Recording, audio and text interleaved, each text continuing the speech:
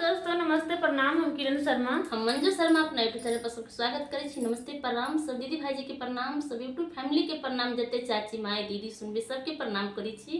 और हम दोनों देवरानी जेठानी आज जा रहल छी बहुत प्यारा दर्दनायक दर्द भरी बहुत दर्द भरी गीत रक्षाबंधन के गीत गावे जा रहल छी। अहाँ सब बहुत प्यारा जरूर सुनब, छै। कमेंट करके जरूर बताएब और देखियो कि भाई बहन के केहन प्यार होय छै और कभी एहन कोई नहीं करे कि अपना भाई बहन के प्यार टूटे और केकरो एहन छूटे। भगवान से दुआ करो सब जिनकर भाई रुस रहल हेबे जरूर रक्षाबंधन में बहन ला फोन जरूर करबे आ बहन से एक बात जरूर करबे। अहाँ सब हाथ जोड़ के रिक्वेस्ट करै छी जरूर सब कोई भाई बहन के प्यार बनेने रहब और आगे बढ़त रहो, सबके प्यार आशीर्वाद एहना देत रहो। हमरा बहन के प्राण एक भाई होय छै, जरूर एकटा बहन बगैर बहन भाई के दुनिया नहीं चली छी। केकरो अगर भाई नहीं हेते त आइ के काल के दिन में बहुत बुरा लगते।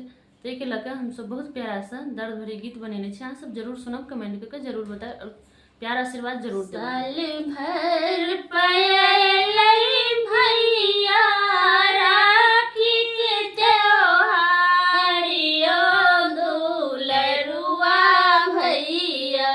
साल भर पयलै भैया राखी के त्योहार यो